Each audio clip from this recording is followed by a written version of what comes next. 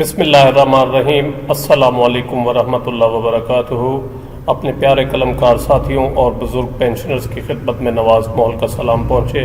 ناظرین گرامی، آج کی اس ویڈیو میں ریٹائرڈ افراد اور پینشنرز کو جو میڈیکل الاؤنس دیا جاتا ہے اس کے بارے میں گفتگو کریں گے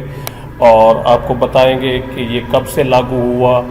اور اس کو بڑھایا کیوں نہیں جا رہا، فریز کیوں رکھا ہوا ہے، اور اس کے مقابلے میں جو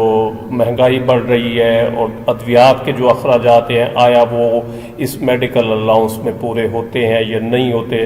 تو یہ وقت کی بہت بڑی ضرورت ہے پینشنرز کی کہ ان کے جو میڈیکل الاؤنس میں ہے وہ اضافہ کیا جائے۔ یہ آپ اپنے سامنے ایک نوٹیفیکیشن دیکھ رہے ہیں، 5 جولائی 2010 کا finance division government of Pakistan نے اس کو جاری کیا تھا، جس میں پہلی مرتبہ یہ میڈیکل الاؤنس انٹروڈیوس کرایا گیا تھا 1 جولائی 2010 سے۔ اس سے پہلے آپ اگر نیچے دیکھیں تو ری ایمبرسمنٹ ہوتی تھی، جیسے گورنمنٹ سرونٹس کی ہوتی ہے حاضر سروس میڈیکل ری ایمبرسمنٹ، یعنی وہ پہلے اخراجات کرتے ہیں اور اس کے پھر بل بنواتے ہیں اور بل کے بعد وہ جتنے بل ہوتے ہیں ان کی ادائیگی ہوتی ہے۔ اسی طرز پر پینشنرز کی بھی میڈیکل الاؤنس ان کو دیا جاتا تھا، میڈیکل کی ری ایمبرسمنٹ ہوتی تھی، لیکن بعد میں حکومت نے 2010 سے 1 جولائی 2010 سے اس کو میڈیکل الاؤنس کو متعارف کرایا اور 25% گریڈ 1 تا 15 کو جو پینشن لے رہے تھے، پینشن ڈران کا لفظ ہے، پینشن لے رہے تھے اس پر 25% جو ہے نا وہ اس کو الاؤ کیا گیا گریڈ 1 سے 15 تک کے ملازمین کو، جو ریٹائرڈ ہیں ان کو میڈیکل الاؤنس، اور جو گریڈ 16 اینڈ ابو 22 تک تھے ان کو 20% آف پینشن ڈران۔ اس کے بعد گورنمنٹ نے 2011 میں اس کو تھوڑا سا ریوائز کیا۔ یہ آپ اپنی اسکرین پر 2011 کا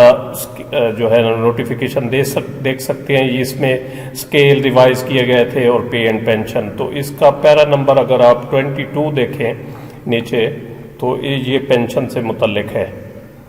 سوری میڈیکل الاؤنس سے متعلق۔ تو اس میں انہوں نے فریز کر دیا medical allowance admissible to the existing retired civil servants in BPS 1 to BPS 15 and 16 to 22 at the rate of 25% and at 20% of the net pension، یعنی پہلے جو تھا وہ پینشن ڈران تھا اور اس کے بعد انہوں نے تبدیل کر دیا نیٹ پینشن، جو 65% پینشن ہوتی ہے اس پر جو ہے وہ یہ ایڈمیسیبل کیا گیا اور اس کو بعد میں فروزن کر دیا گیا، یعنی اس کو لگا کر فریز کر دیا گیا، یعنی جو لے رہے ہیں بس یہی ملتا رہے گا، اس سے زیادہ نہیں ہوگا۔ ٹھیک ہو گیا۔ اسی طرح گریڈ 16 ابو والوں کے لیے جو ہے نا وہ 20%۔ تو یہ تھا۔ اس کے بعد تھوڑی سی امینڈمنٹ انہوں نے اور کی 2015 میں، یہ 2015 کا آپ نوٹیفیکیشن دیکھ سکتے ہیں کہ جو نیٹ پینشن پر 25% یا 20% میڈیکل الاؤنس دیا جا رہا تھا اس کو مزید اس پر 25% اور 20% جو ہے نا وہ دیا گیا، 25% سوری، یعنی